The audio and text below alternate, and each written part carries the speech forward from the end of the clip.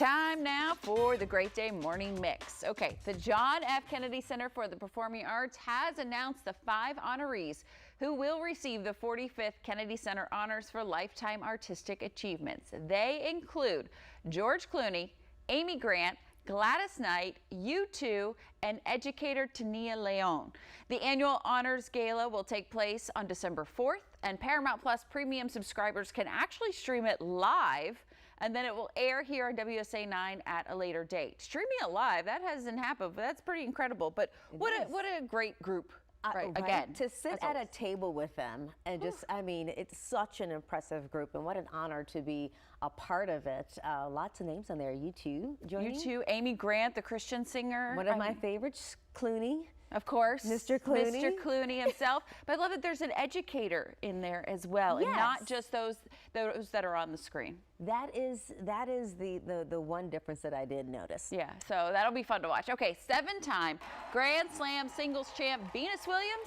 Well, she is coming to Washington, D.C. Williams will make her City Open debut. The tennis tournament takes place July 30th through August 7th at the Rock Creek Park Tennis Center. Now, although this will be Venus's first time in the City Open, she does have a lot of history here in the district because she competed for 9 seasons with the Washington Castles, which is what you're watching here with the multicolored court. But to be playing in the City Open, it's going to be really cool. She's been really supportive of the D.C. area. Well, it is amazing to have such tennis star power here in our backyard. Yeah. I was reading one of her recent stories. I'll tell you about it in just a second. Sports Director Jared Hayes talked with Mark Ine, the chairman of the City Open. What's the amount of excitement to have such a high-profile player like Venus Williams playing at the City Open? Yeah, I mean, we are so thrilled that Venus is going to come to Washington. She was a huge star and has a huge presence in this community. You know, has been involved in the Southeast Tennis and Learning Center, has a sister who lives here. She loves the city, and to actually have her come to the City Open this summer is a great thrill for all of us, and I think all of our fans. So Venus Williams' appearance at the City Open will be her first in a singles match since August of last year. Wow. Well, I was going to tell you this story, which was, you know, reporters, they asked all kind of fun questions, but one asked her, "Yes, are you in it to win it?" She was like, "What kind of question is that? I'm here for a stroll." Right. I'm just here for a stroll. Yeah, I'm just here to hang out with everybody. No. That's hilarious. She's a Williams sister. She wants to win.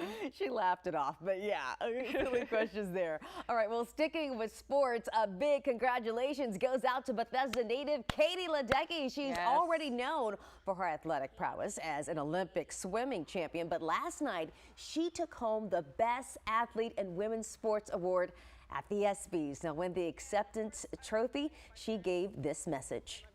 To all the young athletes out there, all the young kids, young adults, find something that you really love, that you're good at, that can be a positive force in our world.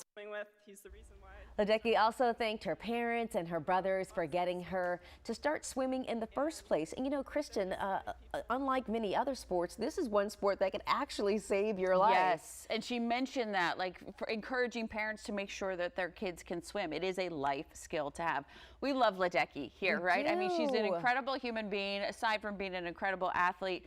And what was cool is she received her trophy last night from Maybelle Blair, who is a 95-year-old that played in the All-American Girls Professional Baseball League. Yes, so definitely. A big celebration to Full a title. circle moment. I love it. Congrats, Katie. There. Much deserved.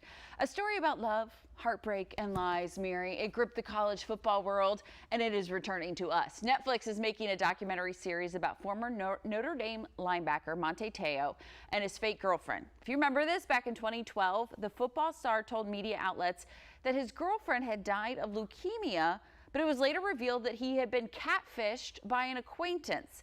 And the girl Teo thought he had been dating didn't actually exist. They never met. Wow. The entire story has been turned into a 2-part show called The Girlfriend Who Didn't Exist. It's set to come to Netflix August 16th. And with this story, Miri, when it was revealed that his girlfriend had died, what he said, he led his Notre Dame team to a national championship game. And it became such an inspiration that year, only to find out she wasn't real. Wow. I mean, it's like, how can this happen? But it really can with technology. It advances things like this. Well, and I was curious too, and Teo is speaking in the documentary, so he's going to talk about it. I want to hear everything he has to say. All right. Well, I don't know if you want to hear about this, Kristen, but a new cocktail is getting a lot of attention. It's called the Velveetini? Veltini. Veltini? There we go. All right, can't even get it out right. It's so wacky. All right, it's a take on the classic martini, but made with Velveeta-infused vodka. Garnishes include Velveeta stuffed olives. Okay, you got my attention. And jumbo shells. You can get this drink at BLT Steak restaurants, and yes, there is one on I Street Northwest. Velveeta is also selling a limited number of kits so that you can make it at home. I don't know. I think you just go there. I would try it for sure. It's a $15 martini, but you kind of get, sometimes when you drink so much and that night you just want to do that mac and cheese when you get hungry. Now you I think combine it should come as with one. the side of the mac and cheese, and then that would just put the cherry on top. Yeah, it could be good. I don't know. How they come up with these things, I don't know. Good marketing. All right, Miri, thanks for being here. She's going to have more on this heat wave coming up a little bit later.